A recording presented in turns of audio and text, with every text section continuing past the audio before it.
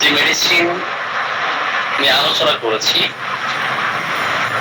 এখন ধারাবাহিকভাবে আমরা এ টু জেড বহুল ব্যবহৃত যে সমস্ত মেডিসিন গুলো আছে, এই মেডিসিন গুলো নিয়েই আমরা আলোচনা করার চেষ্টা করব ইনশাআল্লাহ। তো আমরা কথা না বাড়িয়ে আলোচনায় চলে যাই। তো আজকে আমরা বিফোরানা আলোচনা করতে চাই। বিফোরানার রোগীদের ক্ষেত্রে আমরা কোন ধরনের ফিজিক্যাল এক্সামিনেশন করব, এক্সপ্রেশন কেমন থাকবে এবং অবজারভেশনে আমরা কি পাবো। এট ফার্স্ট আমরা যদি কোনো যুবকদের চিকিৎসা করার জন্য তাদের কেস চেকিং করতে চাই,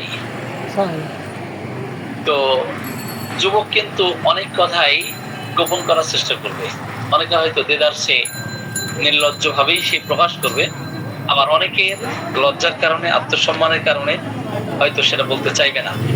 কিন্তু আপনাকে আমাকে সেটা বের করতে হবে। সেটা কিভাবে? এই মেডিসিনের সোর্স কি?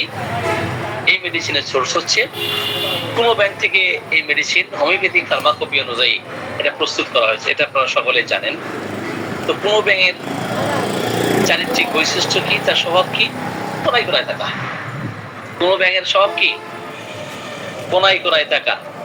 দেখবেন কোথাও একটা টেবিল আছে, অথবা একটা চেয়ার আছে, অথবা বাসায় অন্য কিছু আলমারি হোক, এক্সওয়াইজেড যে কোনো কিছু হোক না কেন আছে। তো এগুলো কিন্তু গ্রামে গঞ্জে হয়, আর এই কোনো ব্যাংক কিন্তু গ্রামে গঞ্জে বেশি পাওয়া যায়, তাই না?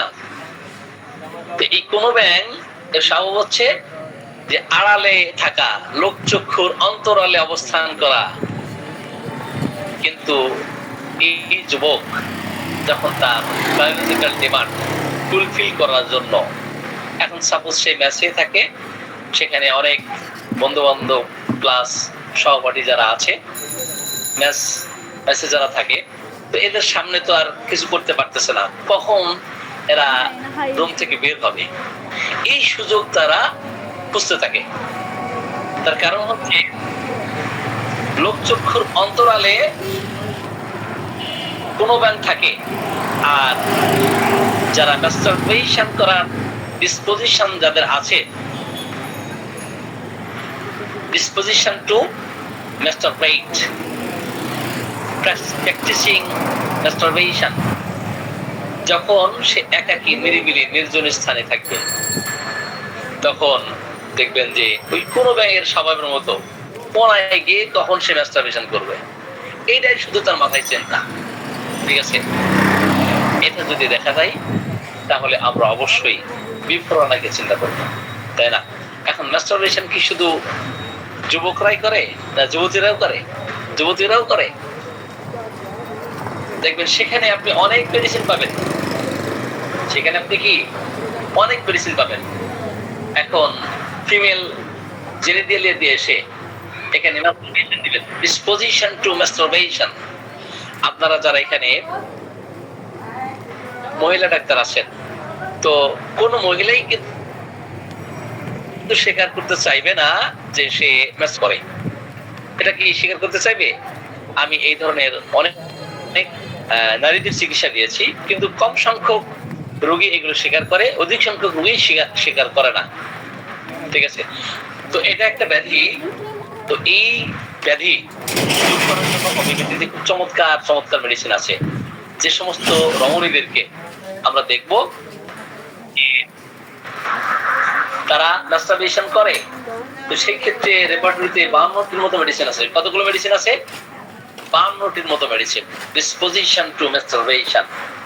আপনি ফিমেল জেনিটালিতে যাবেন, সেখানে প্লাটিনা পাবেন, সেখানে ক্যান্থারিস পাবেন, সেখানে হায়াসামাস পাবেন, সেখানে অরিগেনাম পাবেন, সেখানে স্ট্যাটিস্টিক পাবেন, সেখানে আপনি জিনকামেট পাবেন, টিউবারকুলিনাম পাবেন, সালফার পাবেন, অনেক মেডিসিন সন্ধান আপনি এখানে পাবেন।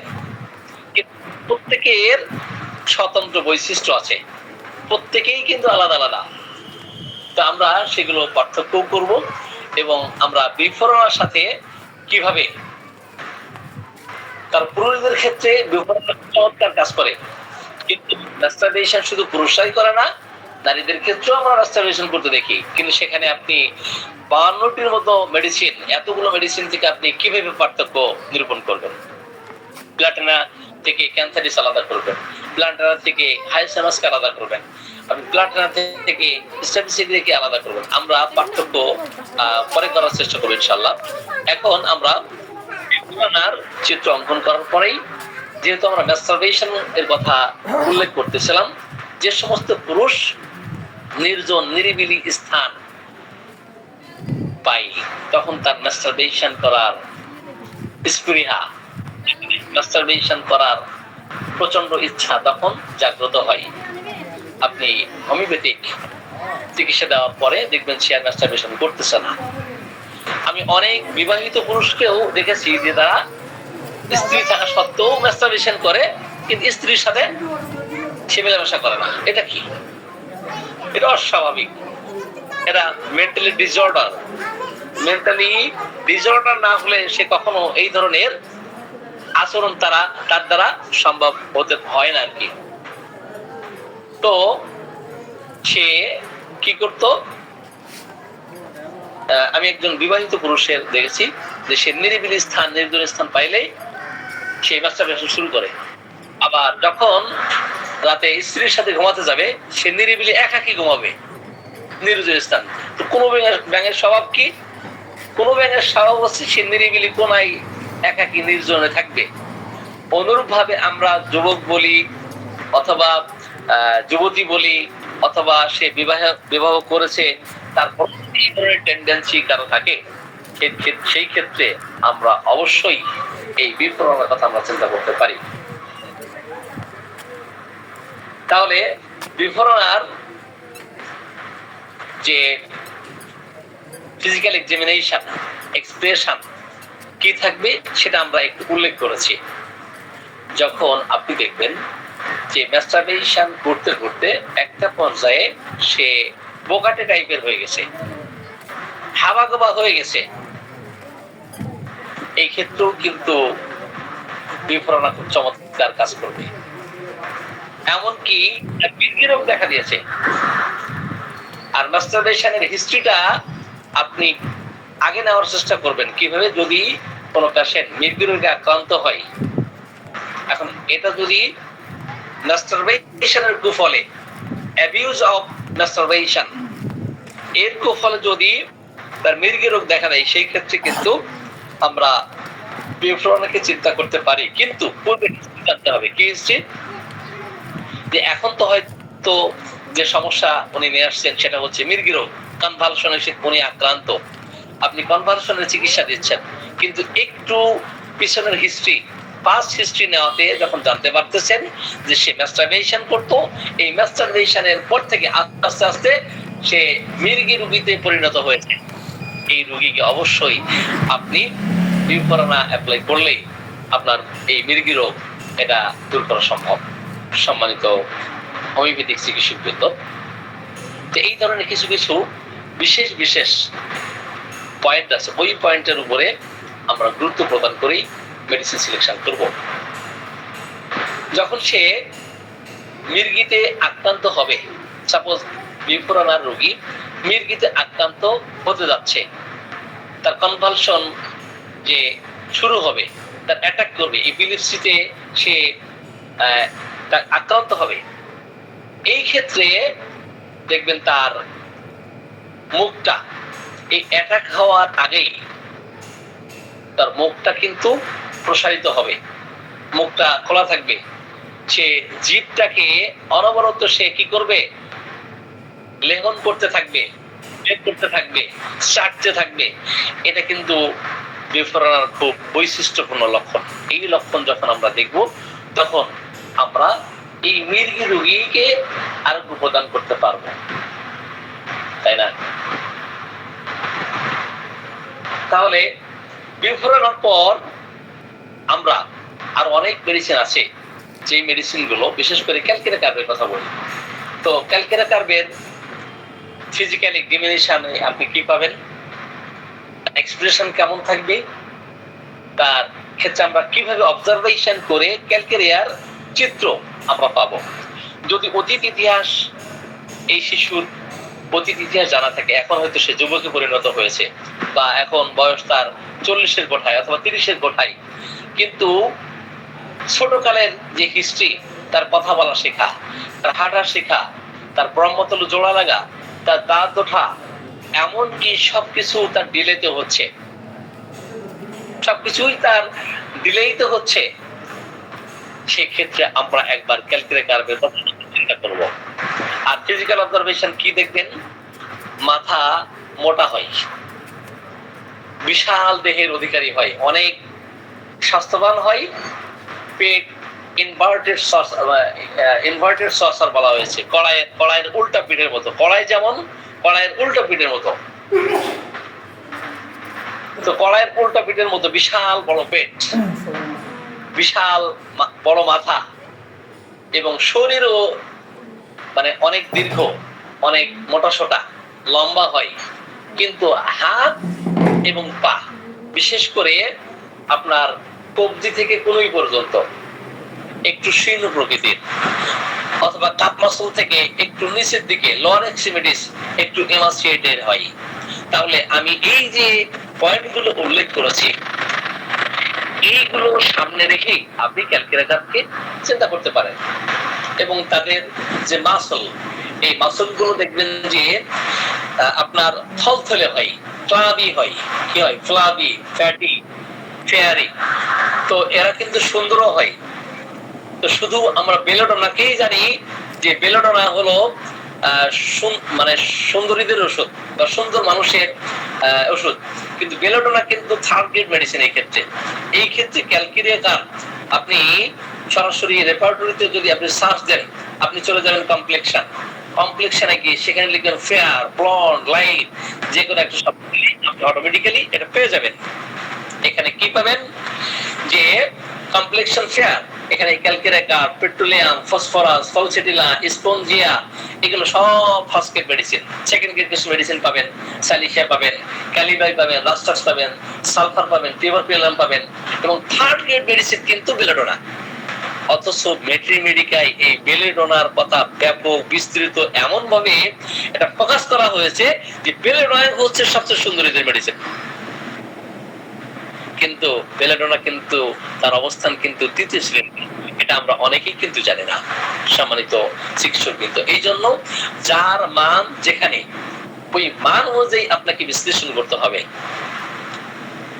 তাই না? আমার আলোচনা কি আপনাদের বুঝে আসছে না দুর্বোধ্য মনে হচ্ছে? তাহলে ক্যালকুলেট করবে, হাঁটা শেখা, কথা বলা শেখা, দাঁত ওঠা, ব্রহ্মতলু তার জোড়া লাগা, সবকিছু দেরিতে হবে। এখন এর পিছনে কারণ কি? অতীতের হিস্ট্রি আমাকে আপনাকে জানতে হবে। কি হিস্ট্রি? যখন কোন গর্ভবতী নারী, গর্ভবতী মা, গর্ভবতী রমণী প্রেগন্যান্সি চলাকালীন সময়ে অতিরিক্ত ক্যালসিয়াম যুক্ত ওষুধপত্র খাওয়া, ক্যালসিয়াম যুক্ত খাবার খাওয়া, বিভিন্ন ধরনের ভিটামিন A to Z যত ভিটামিন আছে এগুলো খাওয়া, এগুলো খেতে খেতে কি হয়? এই গর্ভবতী রমণী সে নিজেও মোটা হতে থাকে, তার গর্ভের সন্তান ভিতরে যেটা থাকে সেটাও কিন্তু অনেক মোটা সোটা হতে থাকে। একটা পর্যায়ে দেখা গেছে পেলভিসের যে সাইজ, যখন ডেলিভারি পেইন শুরু হবে, হয়তো পেইন নাই, অথবা পেইন আসলেও দেখা গেল পেলভিসের যে সাইজ, এই পেলভিসের সাইজের থেকে বাচ্চার দেহ অনেক বেশি মোটা, মাথা মোটা, দেহ মোটা। তাহলে পেলভিসের সাইজ যদি ছোট হয় আর বাচ্চার দেহ যদি একটু স্থূলকায় হয় এবং পেলভিসের সাইজের থেকে মানে মোটা হয়, মোটা দেহের অধিকারী হয়, তাহলে কি নরমালি ডেলিভারি হবে? যারা অজ্ঞ, অথর্ব, অনজ্ঞ, হ্যাঁ, অনভিজ্ঞ, তারাই কিন্তু বলতে পারে যে হ্যাঁ আমি হোমিওপ্যাথিক ওষুধ দিব, 24 ঘন্টার মধ্যে ডেলিভারি হবে। অসম্ভব। আপনাকে আগে রিপোর্ট গুলো পর্যালোচনা করতে হবে, রিপোর্ট গুলো বুঝতে হবে বাচ্চার সাইজ কেমন আছে, তার দেহ কেমন। Anyway, come to the point. তো এদিকে আমাদেরকে একটু লক্ষ্য রাখতে হয়।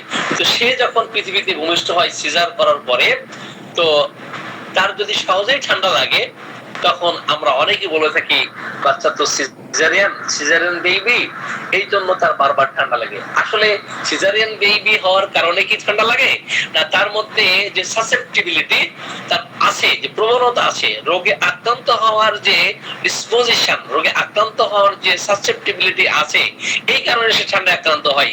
তার কারণ হচ্ছে সে গর্ভে থাকাকালীন সময়ে এই গর্ভবতী মা অতিরিক্ত ক্যালসিয়াম যুক্ত খাবার খাওয়া এবং কৃত্রিম যে সমস্ত ওষুধপত্র আছে এগুলো বেশি ন্যাচারাল ফুড বাদ দিয়ে, তো পৃথিবীতে যখন আসে তখন ওই ন্যাচারাল ফুডের প্রতি তার কিন্তু একটা আকর্ষণ থাকে।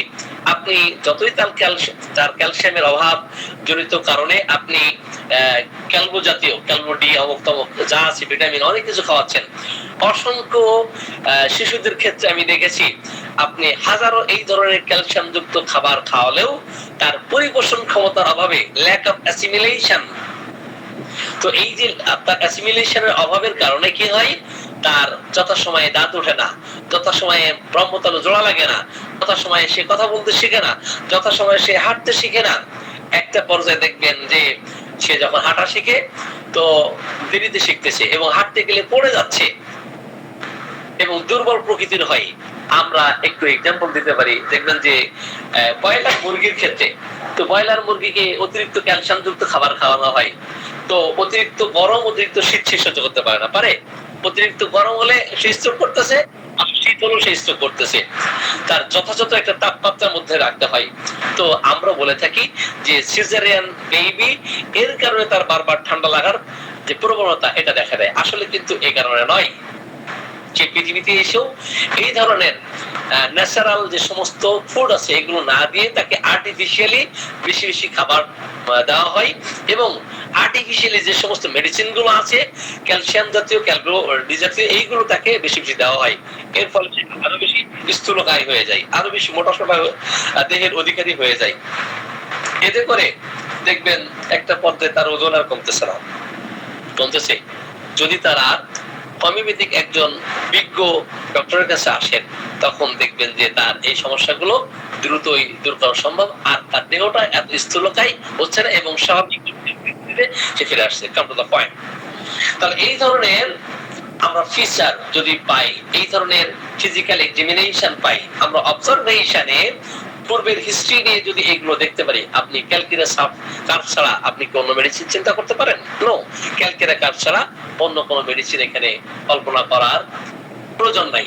এনিওয়ে, তাহলে আমরা যতই ক্যালসিয়াম যুক্ত খাবার দেই, ডিম খাইতে দেই, এখন আপনি এই ক্যালকিরা কার্ভকে ডিম বেশি বেশি খাইতে দেন, সে আরো বেশি মোটা হয়ে যাবে। কিন্তু ডিম খাইলে এগুলো কি দূর হবে? নো, ডিম খাইলে এই ক্যালসিয়ামের অভাব কখনোই ওইভাবে দূর হবে না। দরকার আসলে সুনির্বাচিত একটি হোমিওপ্যাথিক মেডিসিন, সেটা ক্যালকিরা কার্ভ। শিশুদের ক্ষেত্রে এই মেডিসিন বারবার দেওয়া যায়, কিন্তু বয়স্কদের ক্ষেত্রে এই মেডিসিন বারবার দিলে বরং ক্ষতি হয়। বিশেষ করে যারা শততমিক ওষুধ অ্যাপ্লাই করেন, উচ্চ শক্তির ওষুধ অ্যাপ্লাই করে দীর্ঘদিন পর্যন্ত এইভাবে ওয়েট করতে হয়, অথচ এইটা যদি দ্বিতীয় মাত্রা দেওয়ার চেষ্টা করা হয় সেই ক্ষেত্রে ক্ষতির সম্ভাবনাই বেশি দেখা দেয়।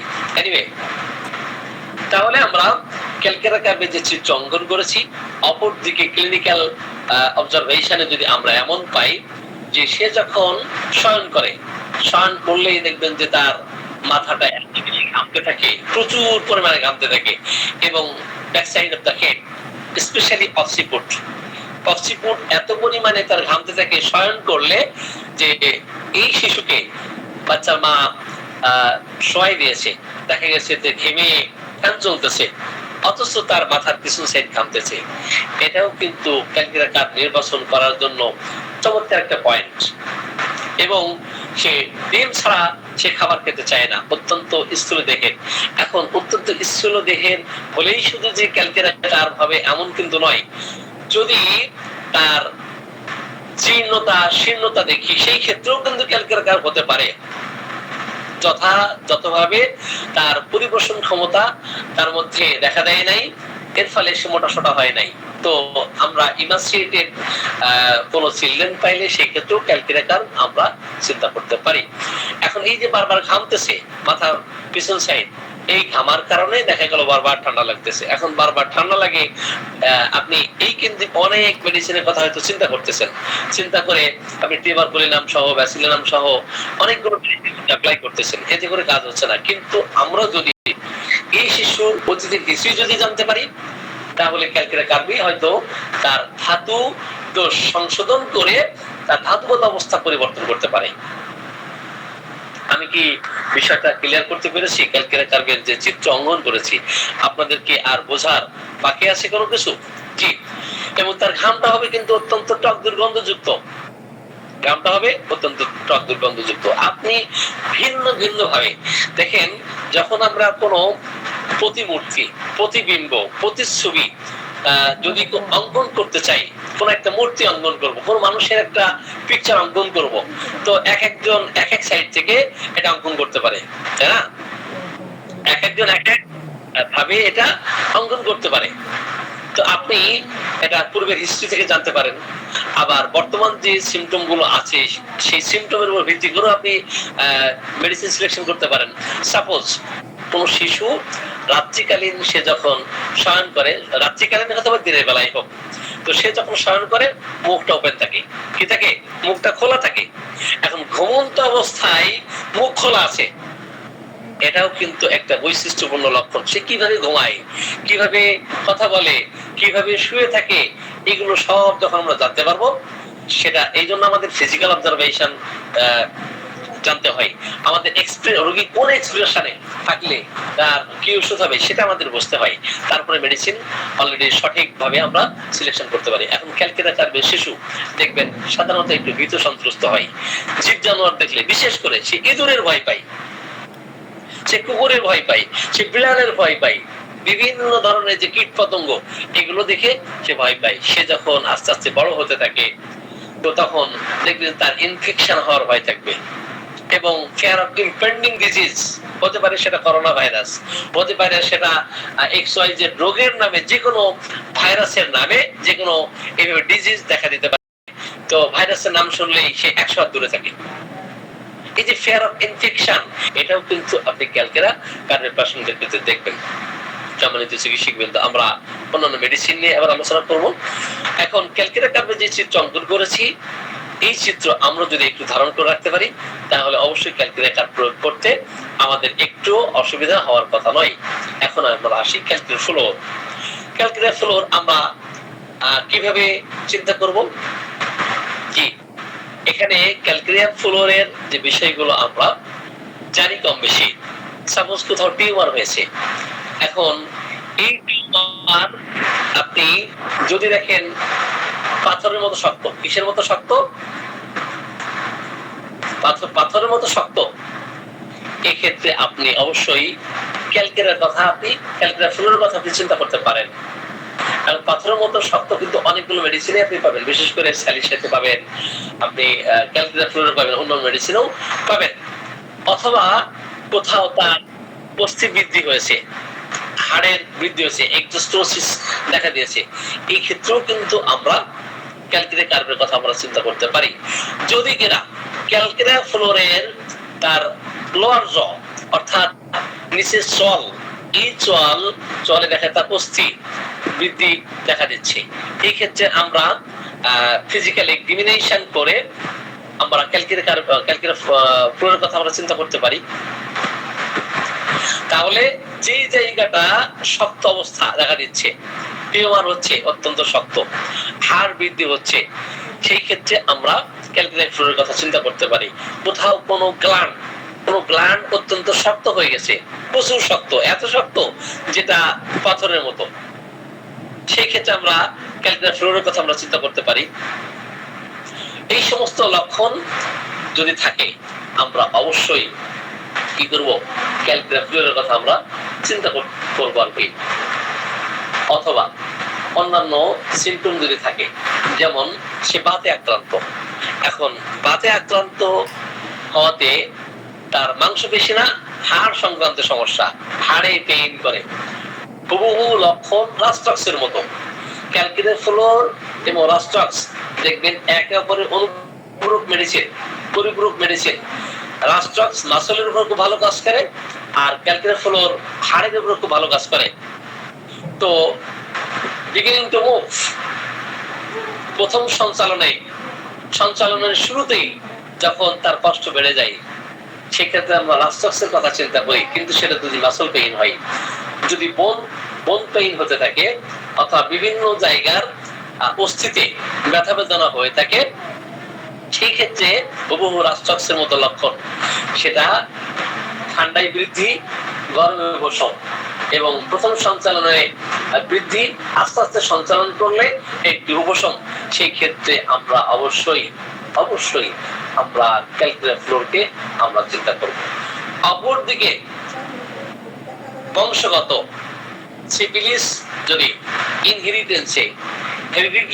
হেরিডিটারিতে যদি সিফিলিসের হিস্ট্রি আমরা যদি পাই, অথবা বংশ যদি অ্যালকোহল অর্থাৎ ফ্যামিলি অ্যানামনেসিসে যদি দেখি, বংশে অ্যালকোহল পান করার কয়েক পুরুষের এই ধরনের অভ্যাস তাদের ছিল, টেন্ডেন্সি টু অ্যালকোহলিজম, ইনহেরিটেন্স, তো সেই ক্ষেত্রে আমরা অবশ্যই ক্যালকুলাস ফ্লোরের কথা আমরা চিন্তা করতে পারি। আবার পার্সোনাল অ্যানালিসিসে যদি দেখি, পার্সোনাল হিস্ট্রিতে যদি দেখি যে কোন সদ্যজাত শিশুর ক্ষেত্রে তার মাথার যে গঠনগত অবস্থা একটু এবড়ো খেবড়ো টাইপের, অসম গঠন, ঠিক আছে, এবং হাড়টা অত্যন্ত শক্ত, এলোমেলো, অসম গঠন, সেই ক্ষেত্রে আমরা ক্যালকুলাস ফ্লোরকে আমরা চিন্তা করতে পারি। সম্মানিত হোমিওপ্যাথিক চিকিৎসকবৃন্দ, তাহলে আমরা এই অবজারভেশনে, ক্লিনিক্যাল অবজারভেশন, ফিজিক্যাল অবজারভেশন, এক্সপ্রেশনে আমরা যদি এগুলো পাই, তাহলে অবশ্যই ক্যালকুলাস ফ্লোরকে আমরা চিন্তা করব। আমার কথা কি আপনারা শুনতে পাচ্ছেন এবং বুঝতে পারছেন কিনা? আমার কথা শুনতে পাচ্ছেন কিনা এবং বুঝতে পারছেন কিনা?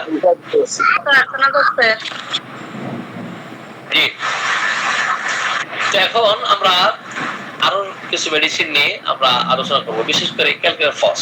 আমরা ক্যালকুলাস ফ্লোর,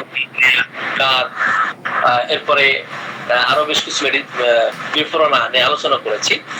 এখন ক্যালকুলাস ফস নিয়ে আসবো। এখন ক্যালকুলাস ফস, এটার মধ্যে দুটো সমন্বয় থাকবে। কি থাকবে? কোন কোন মেডিসিন কেউ বলতে পারবেন?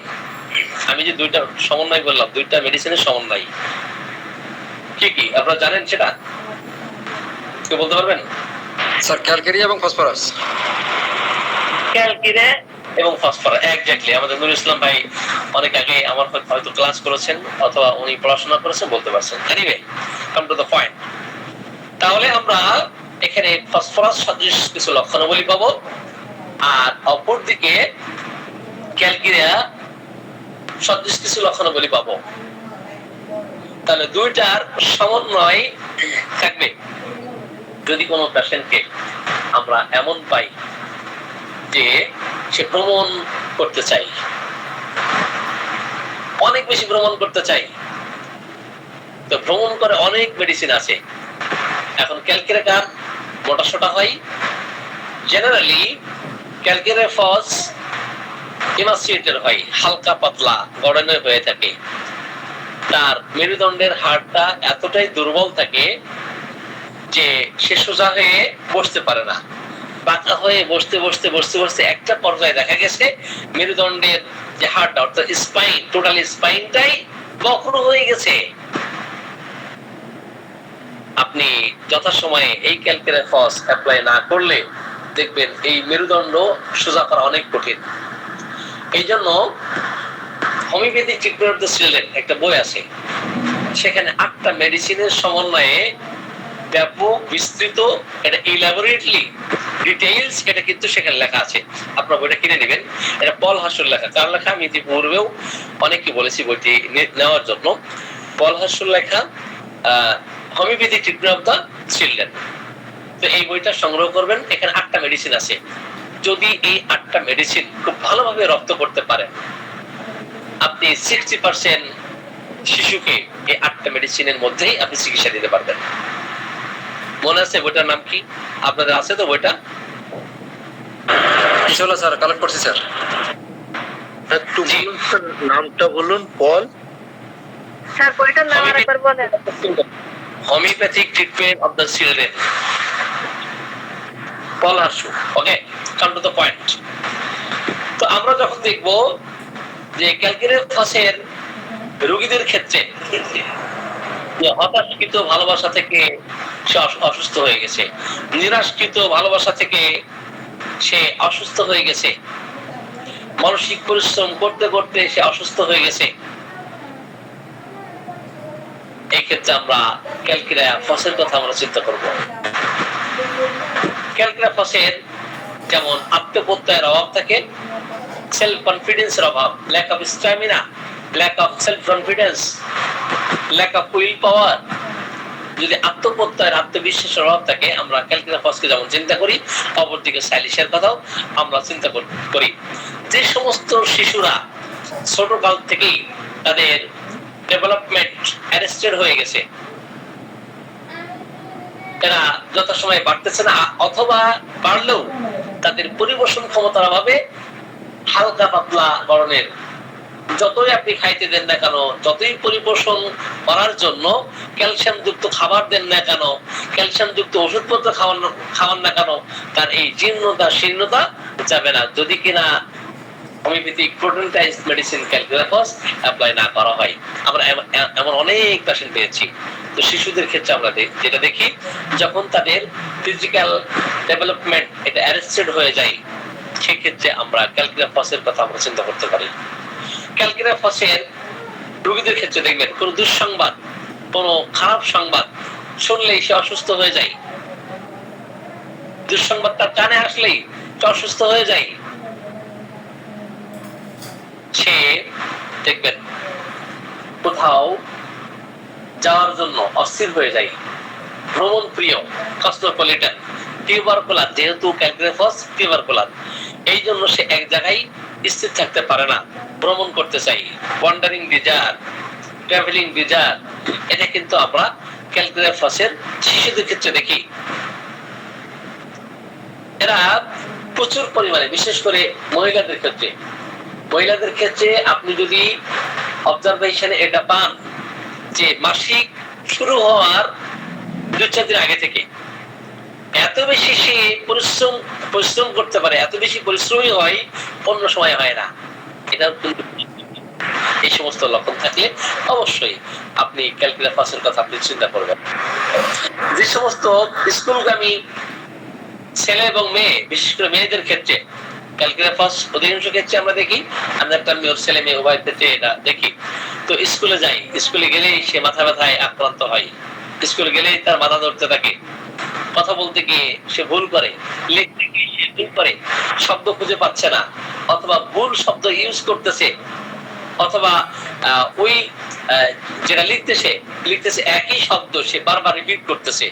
এই সমস্ত ভুল ভ্রান্তিও দূর করতে পারে এই ক্যালকুলাসে। তাহলে এই ধরনের লক্ষণ দেখলে, এক্সপ্রেশনে যদি এগুলো পাই, অবশ্যই আমরা ক্যালকুলাসের কথা চিন্তা করব। টিউবারকুলার পেশেন্ট দেখবেন স্থির থাকতে পারে না, এরা কসমোপলিটন হয়, এক জায়গায় থাকবে না, বিভিন্ন জায়গায় এরা ঘুরতে স্বাচ্ছন্দ্য বোধ করে, এবং তারা যে খাবার খাইলে অসুস্থ হয়ে যাবে সেই ধরনের খাবার তার ডিজায়ার করে। যে খাবার খাইলে সে দুর্বল হবে, যে খাবার খাইলে অসুস্থ হবে, সেই খাবার খেতে চাইবে।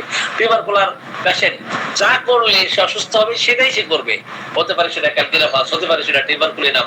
যেমন ম্যাস্টারবেশন করলে দেখেন যে সে দুর্বল হয়ে পড়তেছে, কিন্তু ম্যাস্টারবেশন না করে সে থাকতে পারে না, এটাতেই সে স্বস্তি পায়। এক্সেসিভ ইন্টারকোর্স, এর ফলে সে দিন দিন জীর্ণ শীর্ণ হয়ে যাচ্ছে, অথচ এই টিউবারকুলার হওয়ার কারণে সে এটা না করলে থাকতে পারে না। এমন লক্ষণাবলী যদি আমরা কোনো পেশেন্টকে দেখতে পারি, তাহলে আমরা ক্যালকুলাস, টিউবারকুলিনাম সহ এই মেডিসিনগুলোর কথা আমরা চিন্তা করতে পারি।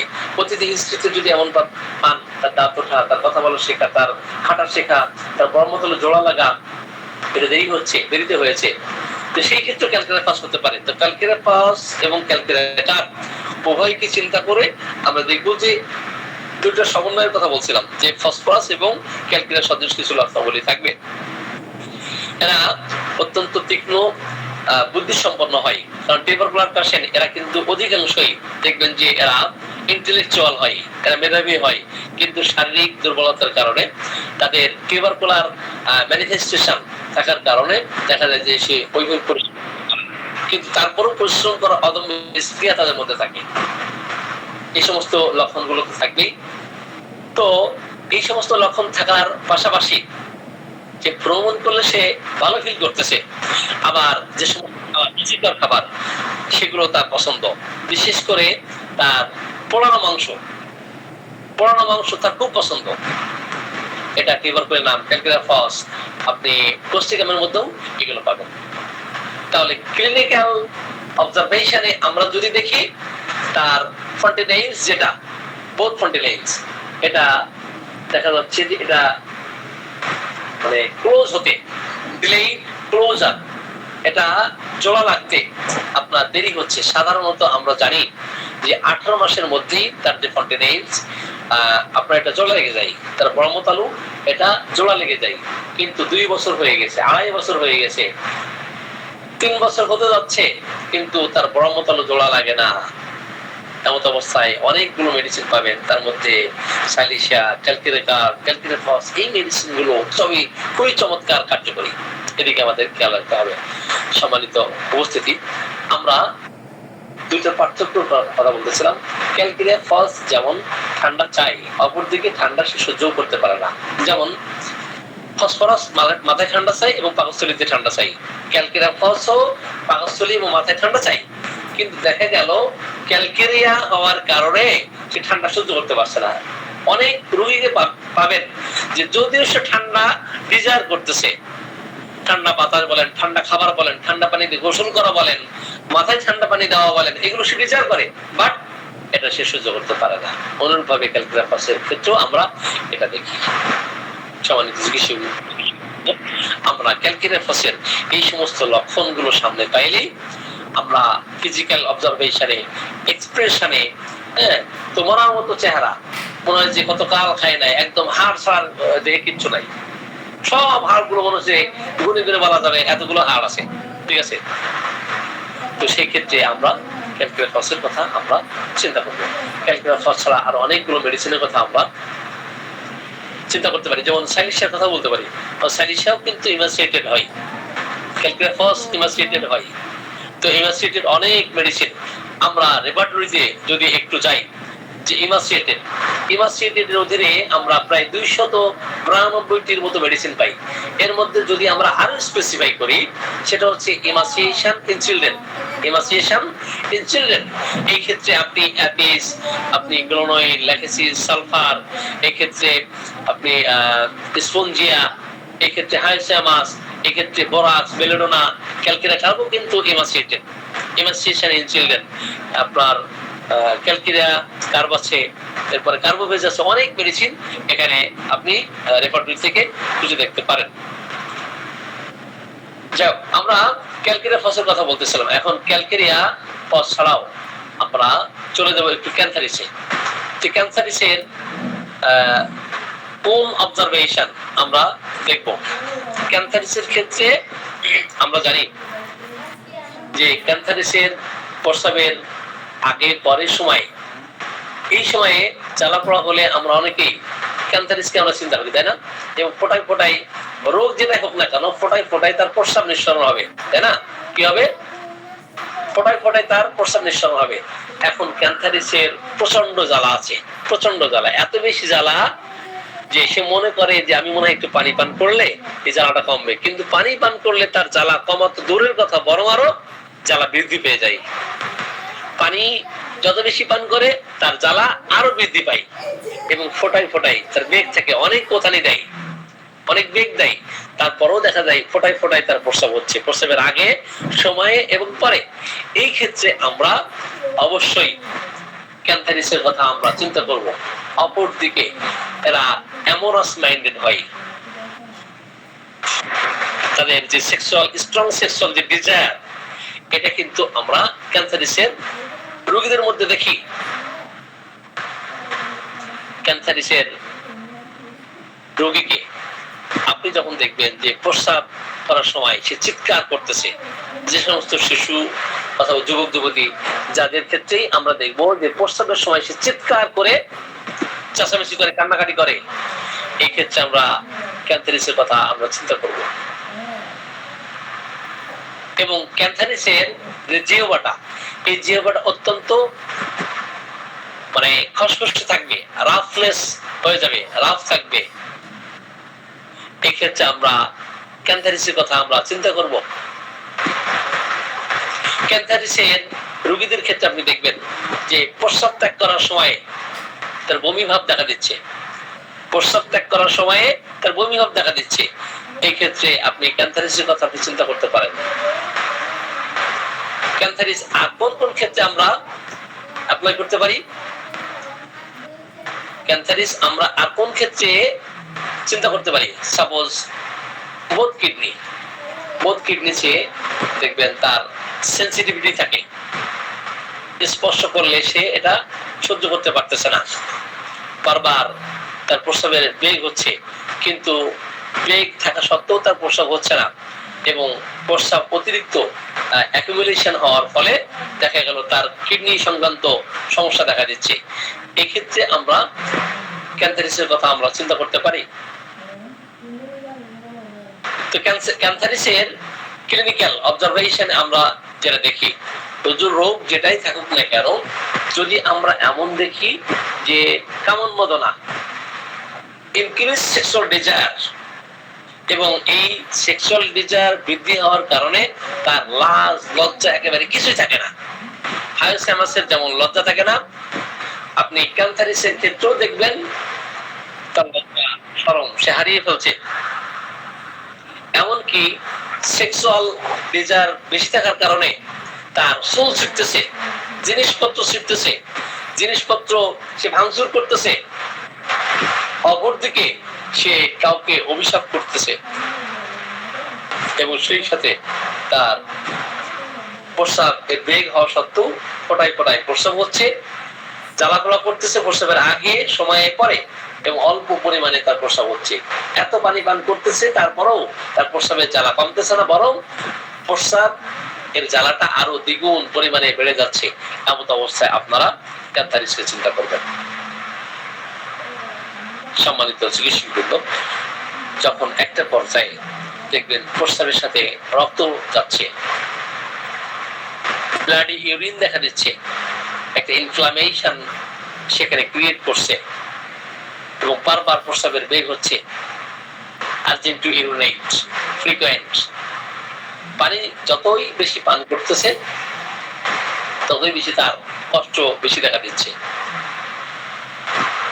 এমন অবস্থায় আমরা ক্যান্সারিসের কথা আমরা চিন্তা করব। সম্মানিত চিকিৎসকবৃন্দ, আমরা প্রায় দীর্ঘ 1 ঘন্টা হতে যাচ্ছে আলোচনা করতেছি। আপনারা যদি বলেন আরেকটি মেডিসিন নিয়ে আলোচনা করব, তাহলে আলোচনা এখানেই শেষ করে দেব ইনশাআল্লাহ। আরেকটি মেডিসিন নিয়ে আলোচনা করব স্যার, কন্টিনিউ করেন স্যার। কন্টিনিউ করব। তাহলে আরেকটি মেডিসিন নিয়ে আমরা আলোচনা করি, সেটা হচ্ছে কার্বোভেজ। তো কার্বোভেজ এই মেডিসিন কিন্তু মৃত সঞ্জীবনী মেডিসিন। এটাকে কি বলি আমরা? এখন জীবন প্রদীপ নিভু নিভু অবস্থা, জীবন প্রদীপ নিভু নিভু অবস্থা, একদম টারশিয়ারি স্টেজে চলে এসছে, থার্ড স্টেজে চলে এসছে। এমন অবস্থায় আমরা কার্বোভেজের কথা আমরা চিন্তা করি, তাই না? তো কার্বোভেজ অনেক গভীর ক্রিয়াশীল মেডিসিন। এই মেডিসিনটি কাঠকয়লা থেকে এটা হোমিওপ্যাথি ফার্মাকোপি অনুযায়ী প্রস্তুত করা হয়েছে। কাঠকয়লার জীবন যেমন, কার্বোভেজের রোগীদের জীবনটাও তদ্রূপ। কেমন? এই কাঠ আগুনে পোড়ানো হয়, তাই না? আগুনে পোড়ালে কয়লায় পরিণত হয়। অনুরূপ ভাবে কার্বোভেজের রোগী যখন একটার পর একটা অসুস্থতা, সাপোজ তার হাম হয়েছিল ছোটকালে, অথবা ছোটকালে অন্যান্য কোনো ডিজিজ হয়েছিল, এরপর থেকে আর সে সুস্থ হতে পারে নাই এ পর্যন্ত, এই 20 বছর পর্যন্ত, 10 বছর পর্যন্ত বিভিন্ন রোগে বিভিন্ন সময় আক্রান্ত হচ্ছে, কিন্তু একটা পর্যায়ে দেখা গেছে তার জীবন প্রদীপ নিবিড় অবস্থা, অক্সিজেনের অভাব, শরীর হেমাঙ্গ হয়ে গেছে। এখন পড়ন্ত বেলায় এই মেডিসিন খুব চমৎকার কার্যকরী একটি মেডিসিন। তার সমস্ত শরীর হিমাঙ্গ হওয়া সত্ত্বেও সে ঠান্ডা বাতাস চাই, তার সমস্ত শরীর শীতল হওয়া সত্ত্বেও সে ঠান্ডা বাতাস চাই। তার শ্বাস প্রশ্বাস, তার নিঃশ্বাস, তার জিহ্বা বলেন, তার সমস্ত শরীর বলেন একেবারে ঠান্ডা হয়ে গেছে, বরফ হয়ে গেছে। এমন অবস্থায় কিন্তু কার্বোভেজ খুব চমৎকার কার্যকরী একটি মেডিসিন। আমি অসংখ্য পেশেন্টকে কার্বোভেজ দিয়ে একেবারে মৃত্যু হলো হলো ভাব, মৃত্যু যেন এসে গেছে, কালেমা কানে কালেমা দিচ্ছে, এমন রোগীও বেশ কয়েক মাস বেঁচে ছিল বা বেঁচে আছে এখনো। অসংখ্য হিস্ট্রি আমি বলতে পারবো। আমি দু একটা এক্সাম্পল বলি।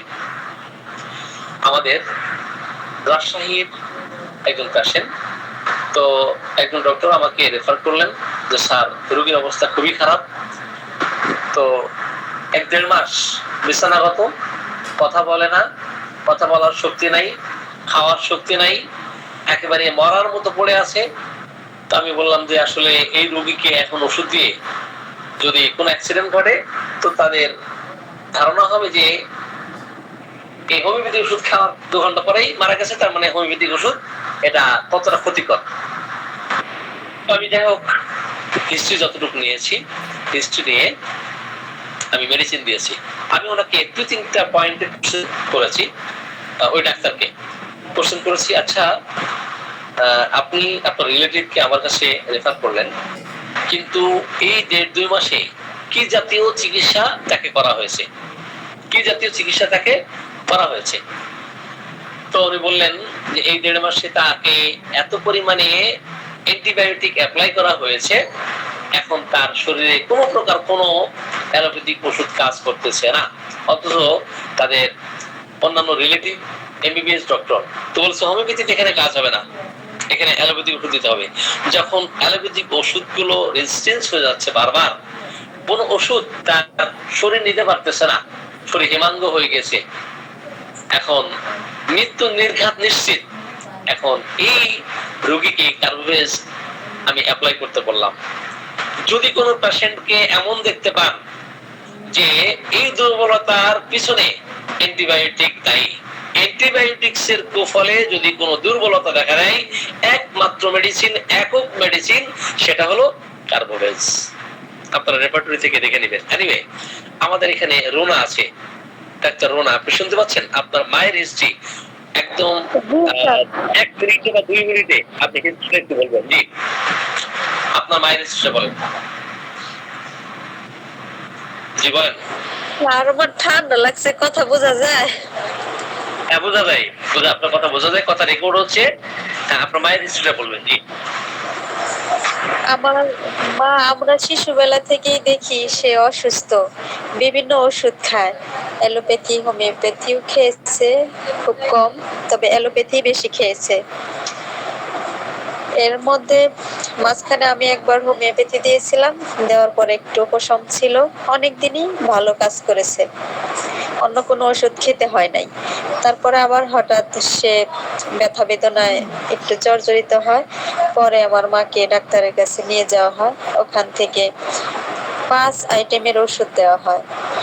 তো ওগুলো খাওয়ার পরে একটু দুর্বল হয়, তারপরে আবার আরেক ডাক্তারের কাছে নিয়ে যায় আমার ভাই, নিয়ে যাওয়ার পরে ওখান থেকেও 5 আইটেমের ওষুধ দেওয়া হয়। তো ওই ওষুধ খাওয়ার 2 ঘন্টা পরেই আমার মায়ের প্রেশার একদম অ্যাবনর্মাল হয়ে যায়। আমি প্রেশার মেপে দেখি যে 3 বার পাম্পস করেছি, কিন্তু কোনো জায়গাতেই বাড়ি খায় নাই মেশিন। পরে আমি পালস দেখার চেষ্টা করেছি হাতে, ওখানেও আমি পালস দেখতে পাই নাই। পরে দেখলাম যে জিহ্বাটা ঠান্ডা, মাথা ঘেমে গেছে, বাতাস পছন্দ করতেছে। আমি জিজ্ঞাসা করলাম যে মা বাতাস দিব জোরে জোরে, চোখ ইশারা দিয়ে বলল, চোখ নাড়িয়ে বলল যে হ্যাঁ ভালো লাগে। আর হাত পা অনেক বেশি শীতকালের মতো ঠান্ডা ছিল। পরে কার্বোভেজ দেওয়া হয় M2, দেওয়ার আধা ঘন্টার মধ্যে তার প্রেশার 40/20 হয়।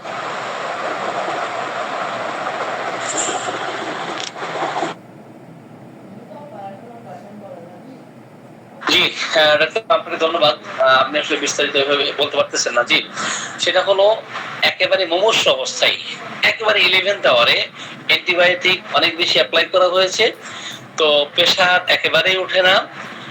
প্রেশার 50 বা 60 বা আর বা 70 অথবা নিচের দিকে আরো কম, উপরেই ছিল 60-70, আর নিচে আরো কম।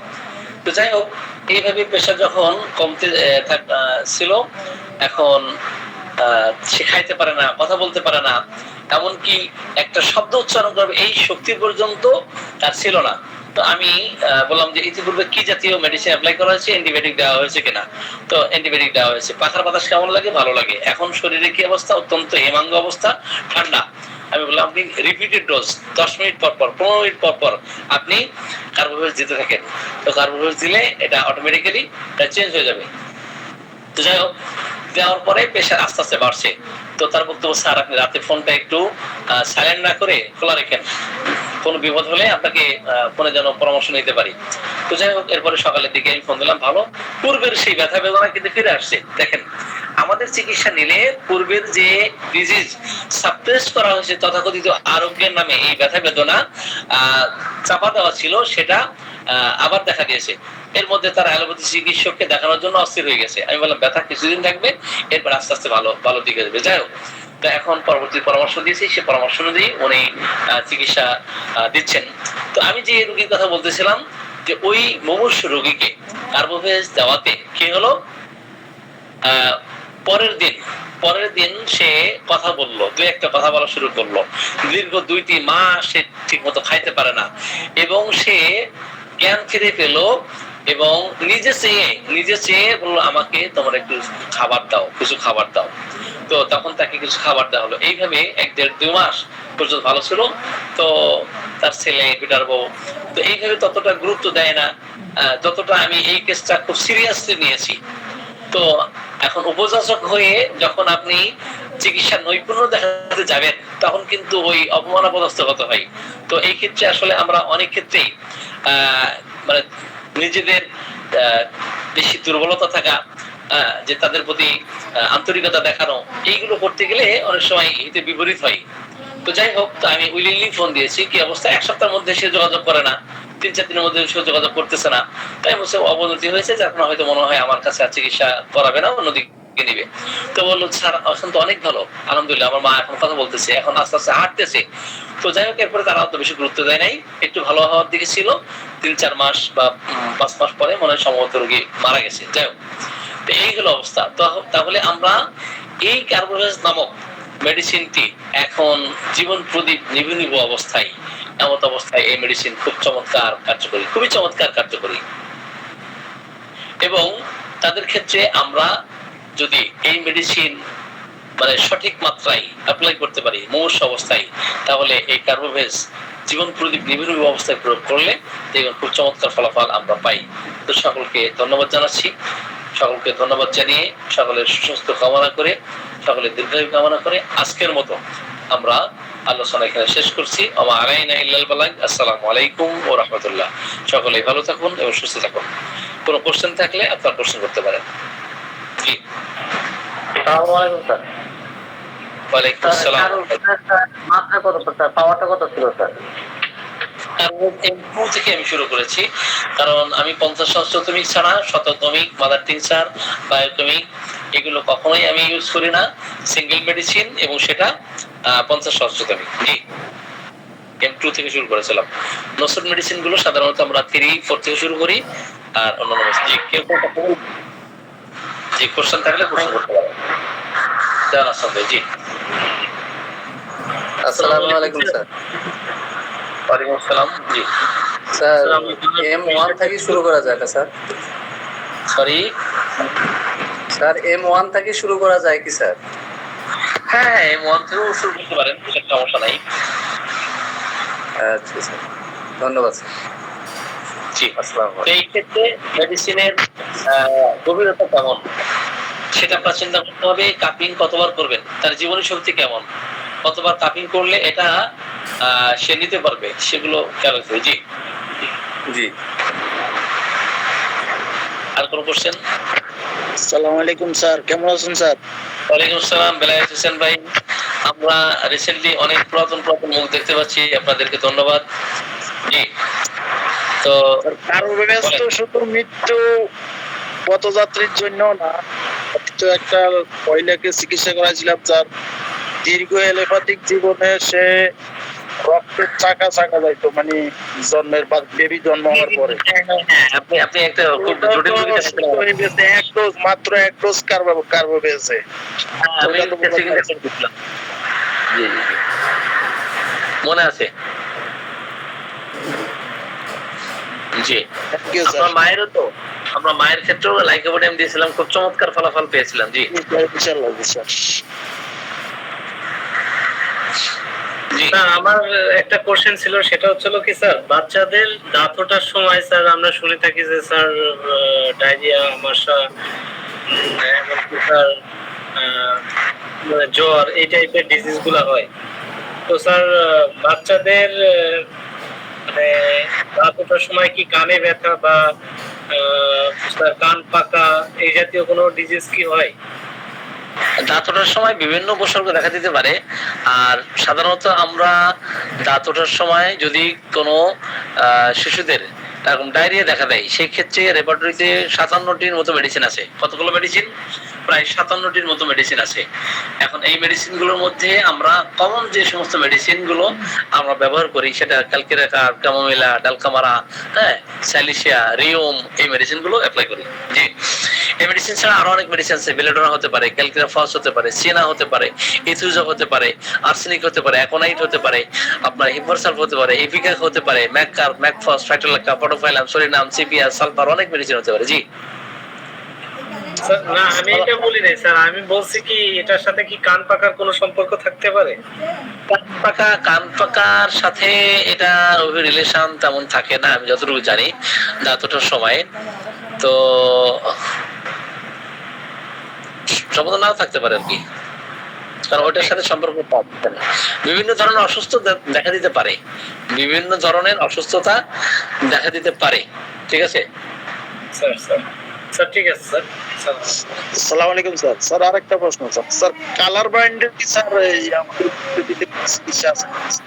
Colour colour colour colour blind, যেমন অনেক বাচ্চারা লেখা 5-6 মতো দেখে, কালার ব্লাইন্ড এটা একটা ডিফেন্সে ভালো একটা মানে ইয়ে করে আর কি, চক্ষুতে আর কি স্যার।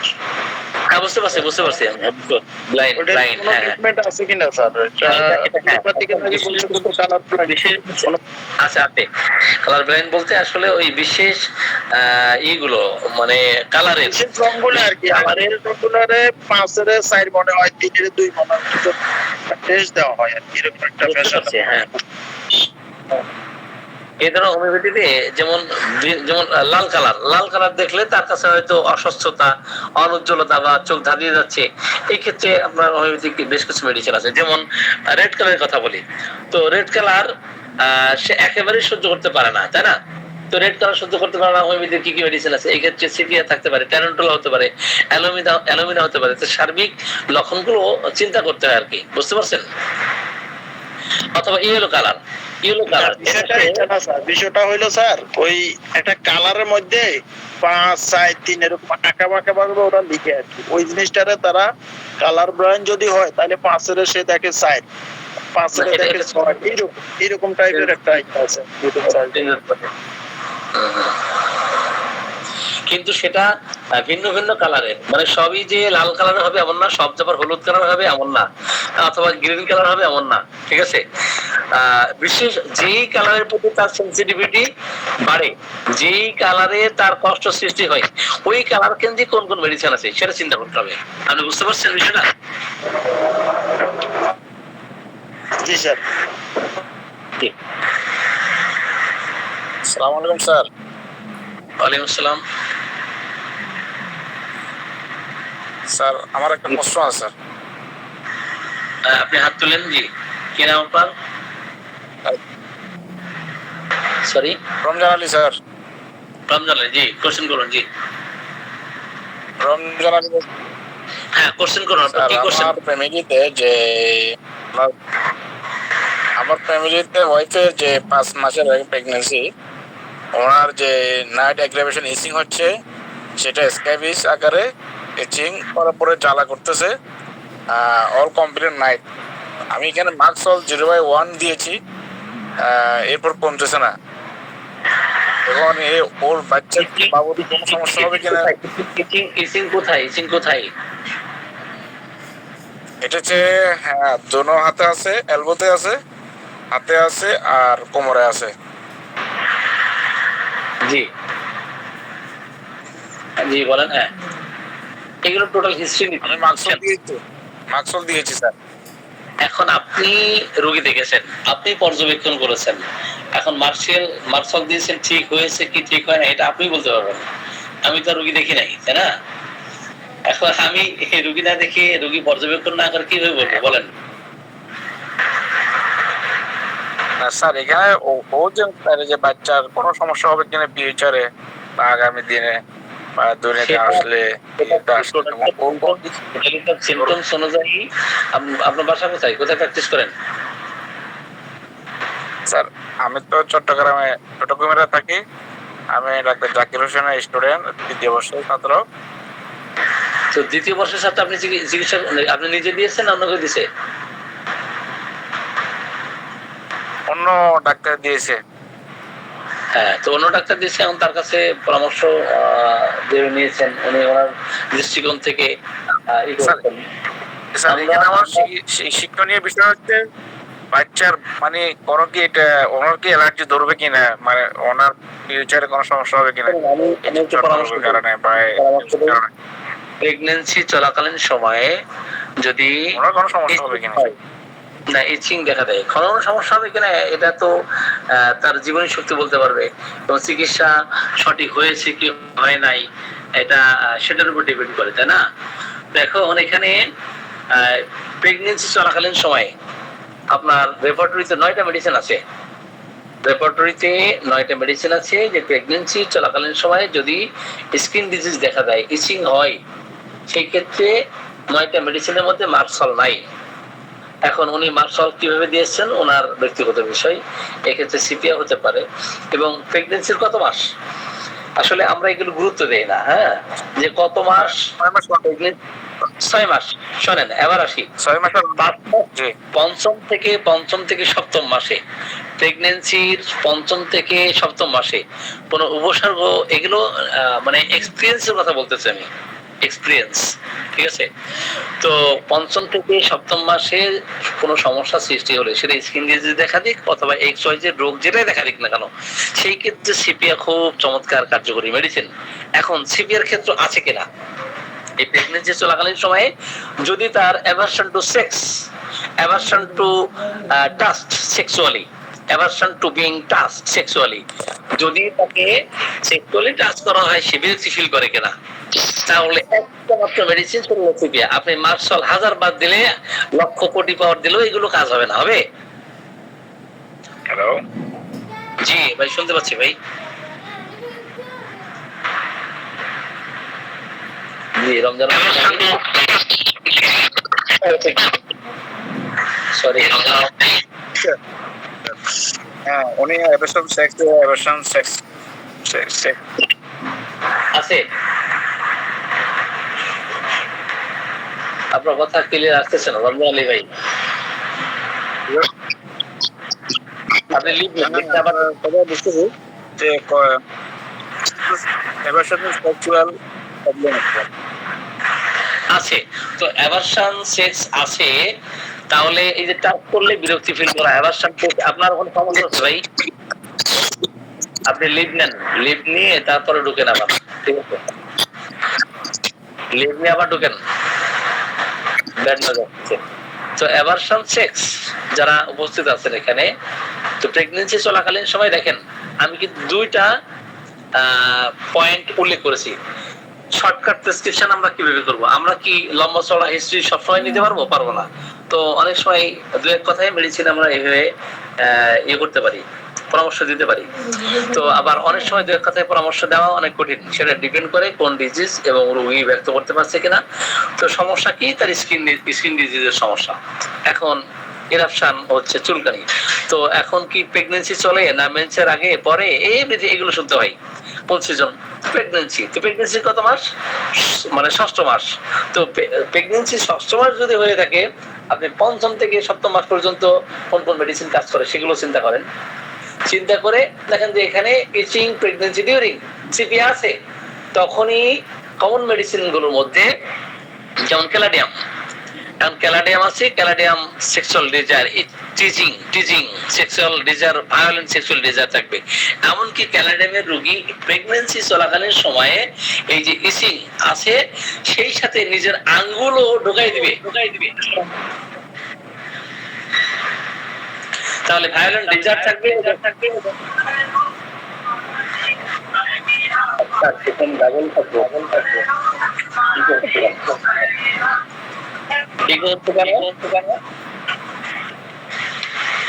আপনাকে আনমিউট আছেন?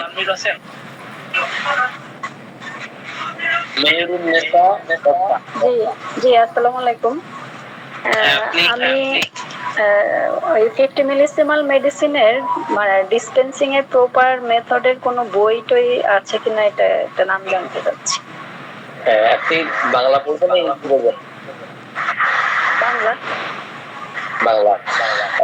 50 বিজ্ঞান। আপনি মিউট রাখেন প্লিজ। হচ্ছে শোনা যাচ্ছে না এটা?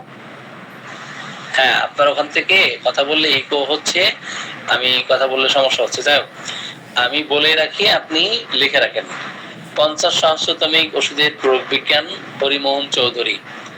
এটা আপনি নিয়ে পড়তে পারেন, অথবা 50 সহস্রতমিকের ওষুধের শক্তির মাত্রা, ওষুধের শক্তির মাত্রা বিকে বসু, সেখানেও 50 সহস্রতমিক সম্বন্ধে অনেক কিছু লেখা আছে। 50 সহস্রতমিক সম্বন্ধে আরো অনেক বই আছে, সম্ভবত বিকে বসুর আর একটা বই আছে ওষুধের মাত্রা তত্ত্ব বিষয়ে। ঠিক আছে, বই তো অনেক কিনছি, একদম আমার তো বই কিনতে কিনতে একদম মানে টোটাল আলমারি ভরে গেছে, এত বই মনে রাখা অনেক কঠিন। যাই হোক, এই দুইটা বই আপনারা পড়েন, আপনি পাবেন। জি, তো ক্যালাডিয়ামের কথা বলতেছিলাম। ক্যালাডিয়াম দেখেন যে প্রেগন্যান্সি চলাকালীন সময় যদি তার স্কিন ডিজিজ দেখা দেয়, অপরদিকে ভায়োলেন্ট সেক্সুয়াল ডিজায়ার এবং নিজের ওন ফিঙ্গার সে কি করতেছে, এটাকে সে ভিতরে প্রবেশ করতেছে, ইনসার্ট করতেছে, এই ক্ষেত্রে আপনি ক্যালাডিয়ামের কথা চিন্তা করবেন। কৃমি আসলে যেমন পিলপিল করতে থাকে, এই পিলপিল করার মতো, অথবা কৃমি অনেক সময় এসে তাকে উৎপাত করতে পারে। ওকে, যাই হোক, তো আমাদের রমজান আলী ভাই উনি মার্শাল দিয়েছেন। আমার কাছে যেটা মনে হচ্ছে যে মার্শাল উনি কেন দিয়েছেন আমার এটা বুঝে আসে না। অ্যাভারশন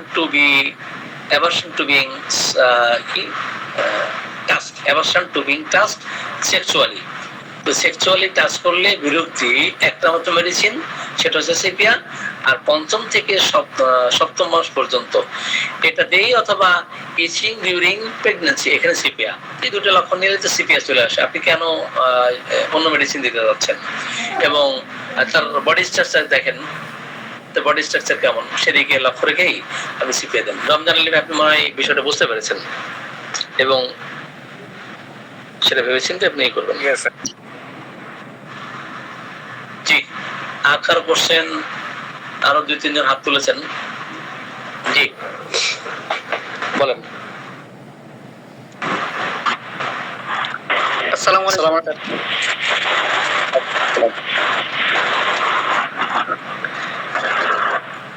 জি স্যার, ক্যালকেরিয়া কার্ভের ব্যাপারে আমার কিছু কোয়েশ্চেন আছে স্যার, মানে আপনার কাছ থেকে জানতে চাই। তো ক্যালকেরিয়া কার্ভের আপনি একটা শিশুর বৈশিষ্ট্য, তার ফিজিক্যাল অবয়ব সবকিছু বলেছেন। ক্যালকেরিয়া কার্ভের একটা মানুষ যখন বড় হয় বা বৃদ্ধ হয়, মানে তার কি ধরনের পরিবর্তনগুলো বা স্টেজগুলো আসে স্যার? এটা তো ভিন্ন ভিন্ন রোগীর ক্ষেত্রে ভিন্ন ভিন্ন ডিজিজ দেখা দিতে পারে। ঠিক আছে, ভিন্ন ভিন্ন।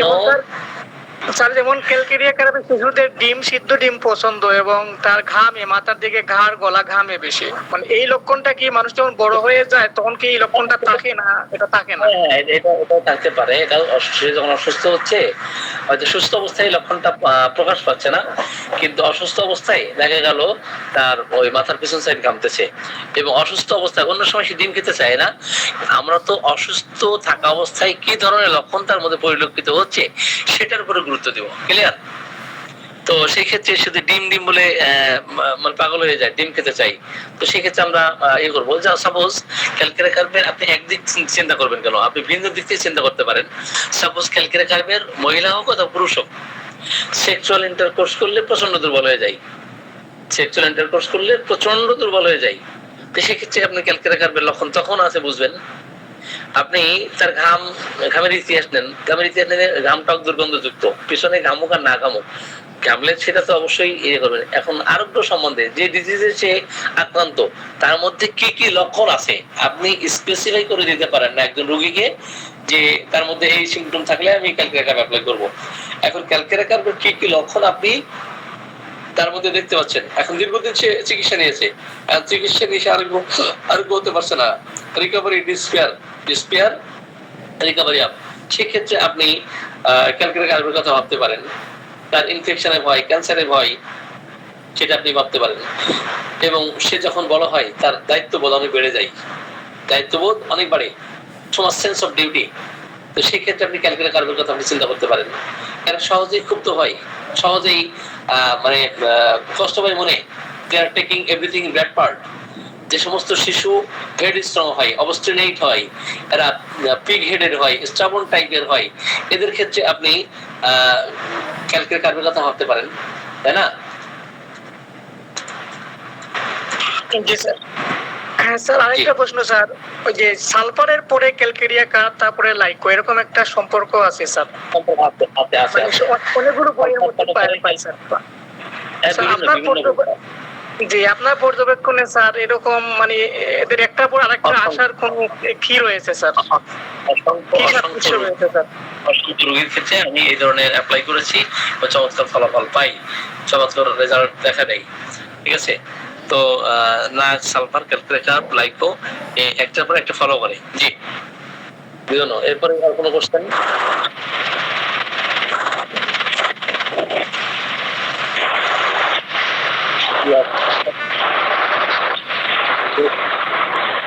কিছু বলবেন?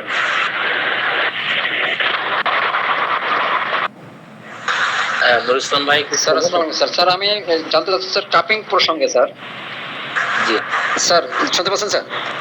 জি জি আমি শুনতে পাচ্ছি। স্যার কাপিং এর ব্যাপারটা সম্পর্কে আমি জানতে চাচ্ছি স্যার, সর্বোচ্চ আমরা এলএম পোটেনসি মেডিসিন কতবার পর্যন্ত কাপিং করতে পারি, এবং কাপিংটা স্যার এই মানে মূলত কিসের উপরে নির্ভর করে স্যার, যে আমি এতবার কাপিং করে দিলে আমার মেডিসিনটা অ্যাপ্রোপ্রিয়েট হবে স্যার? এই প্রসঙ্গে একটু যদি বলতেন স্যার ভালো হতো। আলোচনা, এটা অনেক লম্বা চড়া আলোচনা। জি, সেটা হচ্ছে রোগী যদি সেনসিটিভ হয়, রোগীর সেনসিটিভিটি খুব বেশি হয়, রোগী যদি ইডিওসিনক্রেটিক পেশেন্ট হয়, তো সেই ক্ষেত্রে কাপিং কতবার যে করতে হয়, 5 বার 7 বার কাপিং করলেও বাড়ে। এখন রোগী জীবনী শক্তি কেমন, রোগ শক্তি কেমন, রোগ শক্তি, জীবনী শক্তি, ওষুধ শক্তি, এখন এই যে ওষুধের গভীরতা কেমন। এখন আপনি সব মেডিসিন কি 2 বা 3 বা 4 বার কাপিং করবেন? এটা ডিপেন্ড করে মেডিসিনের গভীরতার উপরে, এটা ডিপেন্ড করে তার জীবনী শক্তির উপরে, এটা ডিপেন্ড করে তার ম্যাথমেটিক ব্যাকগ্রাউন্ডের উপরে। ঠিক আছে? এটা ডিপেন্ড করে তার অ্যাকিউট ডিজিজ আর ক্রনিক ডিজিজ, অনেক কিছু ভাববার বিষয়টা। যে অনেক লম্বা চড়া, এর উপরে একটা ক্লাসই নেওয়া যায়, বুঝতে পারছেন?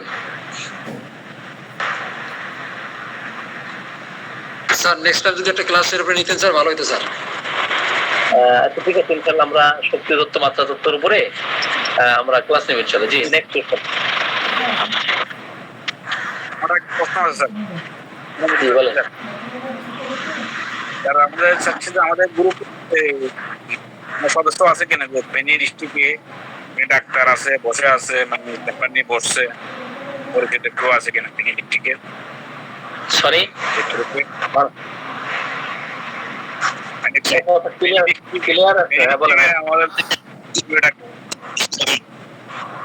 আপনার কথা ক্লিয়ার না ভাই, আপনি লিভ নেন, লিভ আবার ঢুকেন। আপনার কথা ক্লিয়ার না, লিভ আবার ঢুকেন।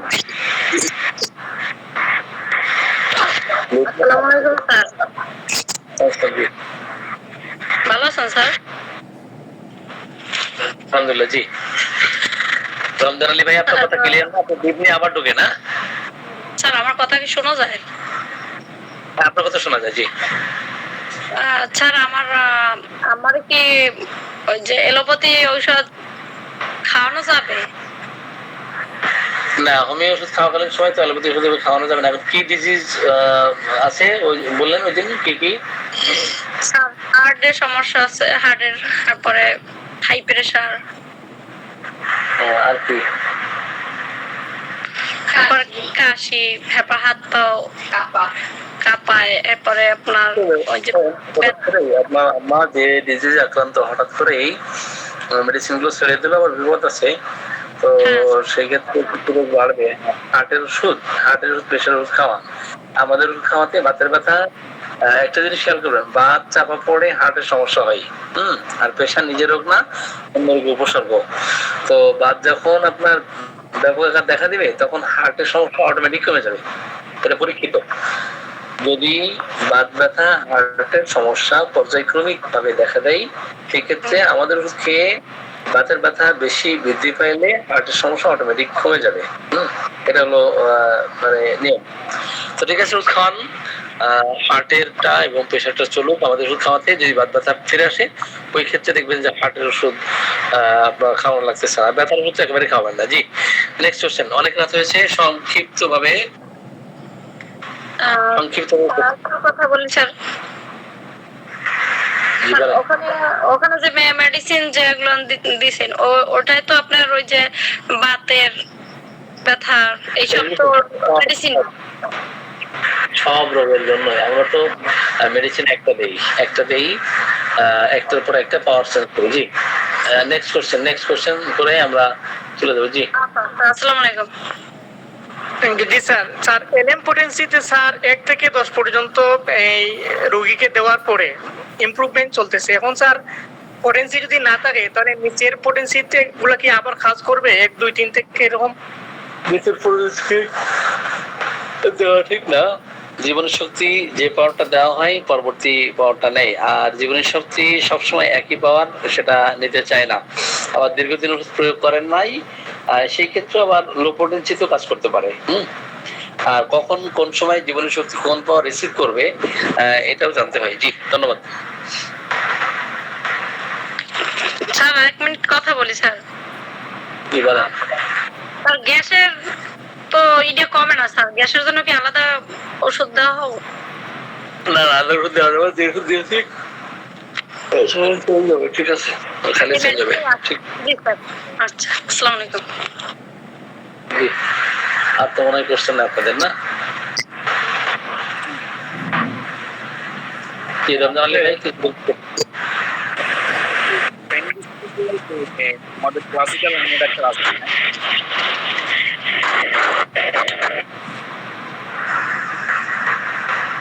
জি বলেন।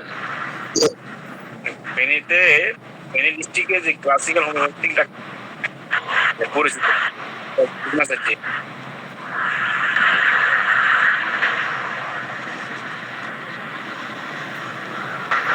হ্যাঁ ক্লাসিক্যাল ডাক্তার ফেনীতে আছে কিনা?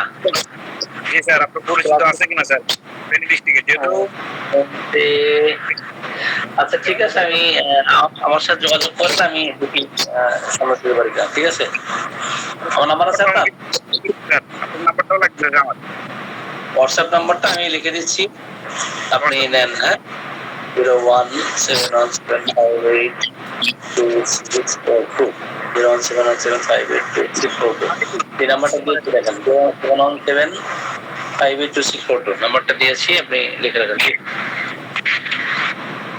01717582642 হোয়াটসঅ্যাপ নাম্বারটা। জি আসসালামু আলাইকুম।